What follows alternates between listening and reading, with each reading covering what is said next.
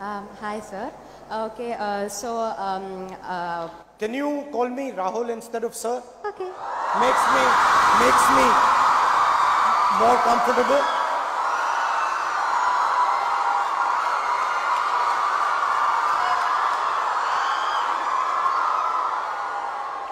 Okay, I'm really nervous. Okay, hi, Rahul.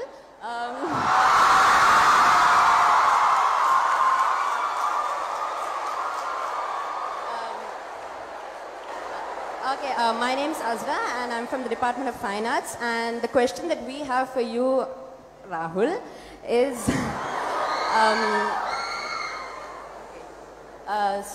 recently one of India's biggest research institutions, the Tata Institute of Fundamental Research, faced a huge financial crisis, and henceforth the employees and the students of the institution were deprived of their salary for the month of February. As of now, the situation has been sorted. I think the salary has been credited to the respective accounts.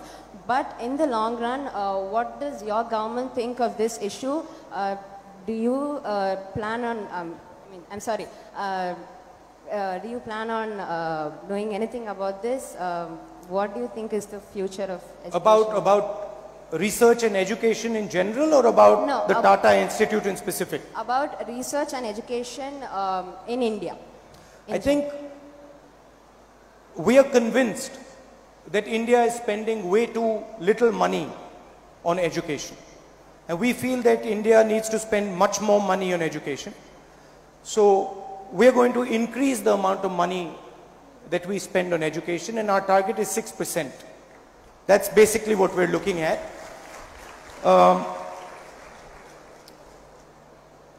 It's not only about spending money in education.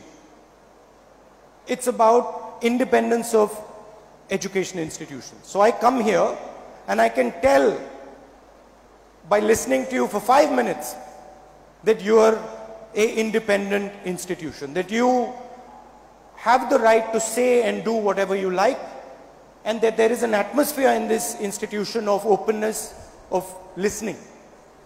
I think another thing that we have to focus on is the imposition and the capture of India's institutions. I believe that all our institutions should be free to challenge ideas. I don't think you should blindly accept any idea. I think you should be able to challenge ideas, and that's why frankly I've come here. Because I want you to challenge me. I want you to make me uncomfortable so that I learn, no seriously, so that I learn, I understand what you think and I learn from you. So it is a mutual learning, and that should be the design of the education system. But broadly, much more money in education, and I don't believe that the solution to India's education problems is blatant privatization. So I believe, yes, there is a place for private institutions, but solid government funded government institutions also have their place, and they should be the standard bearers.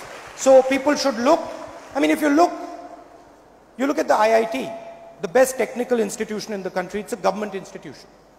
So the government has a responsibility to set the benchmark, and then everybody else can follow that. That would be broadly my answer.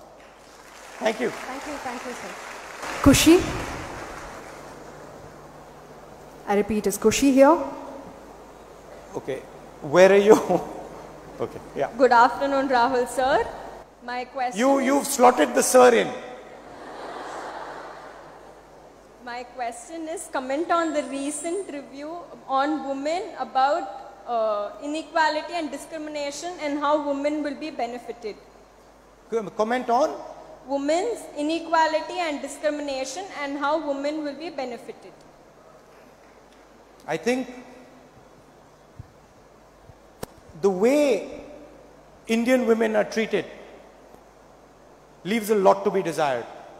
I think South India is significantly better than North India on this front. It's true. If you go to North India, if you go to Uttar Pradesh, if you go to Bihar, and you see the treatment of women and the way women are treated, you will be shocked.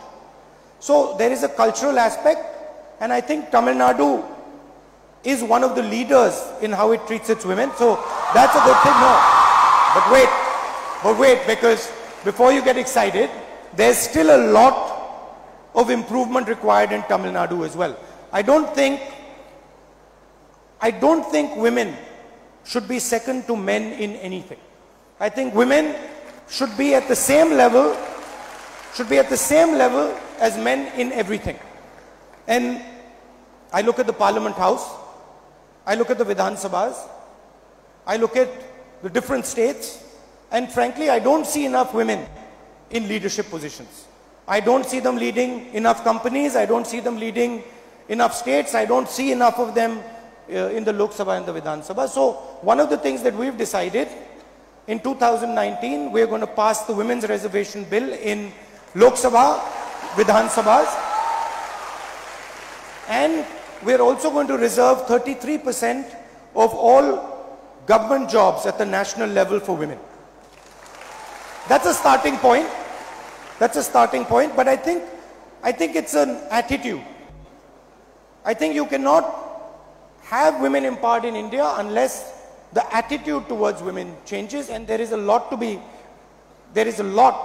that needs to change as far as the attitude towards women goes. And I'm a believer that women should be pushed into places of leadership. I think generally women are smarter than men. That's where I come from. Hello, Rahul ji. Hello. I'm Vishali. Nice to meet you. First of all, how are you? fine, sir. You doing How well? are you? I'm well. First of all, thank you for visiting our college.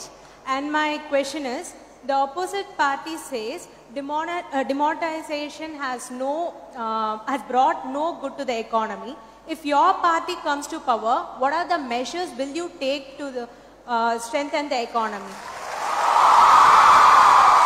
Well, first, tell me, what do you think of demonetization?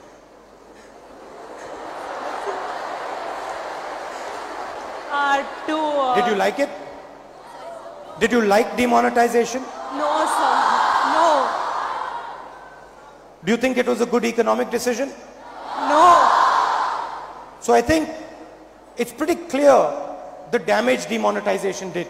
It's a pity that the Prime Minister didn't come and take your advice before he did demonetization, because he would have got the right answer, you know. One or two things. You can't have a negative, fearful atmosphere in the country. You can't have an atmosphere of discrimination in the country and then expect economic growth. Economic growth is directly related to the mood of the country. So the first thing we would do is we would change the mood of the country. We would move the country to a place where people feel empowered, happy, and to a place where people relate with each other in a pleasant, loving way. That's the first thing we do. The second thing we do is, we feel that the GST that has been imposed on the country is too complicated and it has too many different layers. There are 5 different layers of tax. This makes life very difficult for small and medium businesses, shopkeepers, and young entrepreneurs. Hopefully you might become one someday, successful one. So we are going to reform the GST and we're going to make it one simple tax and as low a tax as possible. Finally, have you heard of a man called Nirav Modi? You've heard of him? Have you heard of a chap called Anil Ambani? Heard of him? Mehul Choksi? Vijay Mallya? Now, what's common about all these people? They all left the country, yeah. And they took thousands and thousands of crores of rupees of Indian people's money. See, the money you gave or your parents gave in demonetization to the banking system, Mr. Narendra Modi gave to Nirav Modi. Right? So what we want to do is, we want to take the money that is going to 15, 17 corrupt business people like Nirav Modi.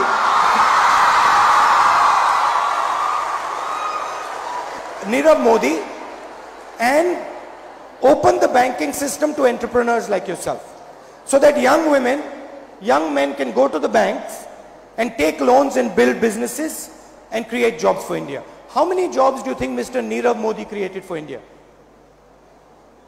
Nothing. I would bet you the government of India gave Nirav Modi 35,000 crores. I would bet you if the government of India or of the bank or the banks gave you, I'd say 30 lakhs, you would create more jobs than Nirav Modi did. I would bet you that. Because all Nirav Modi was a hollow shell for stealing money from India's banks. And I'm absolutely convinced that honest people like you would do what the country requires, which is create jobs. So those are the type of things that we would look at. What do you think about the levels of employment in India today? Do you feel comfortable that after leaving this wonderful college, you'll get a job easily? You don't feel that, right?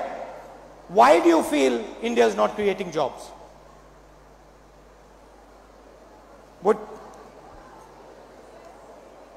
Why do you feel the number of jobs that India should be created are not being created?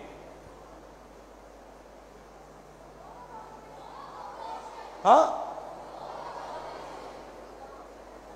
China, 24 hours, China creates 50,000 jobs. In the same 24 hours, according to the national government, India creates 450. And frankly, our main challenge in the next 10, 20 years is going to be competition with China. And that is why I'm speaking to you. I'm here because I'm absolutely convinced that you're the people who are going to compete with the Chinese, and you're the people who are going to out-compete the Chinese. But we need to give you the tools to do it. We need to give you the environment to do it. We need to give you the finances to do it. We need to create that mood where you feel that you can make this country number one. Yeah? All the best for your upcoming elections, sir. Thank you. Thank you.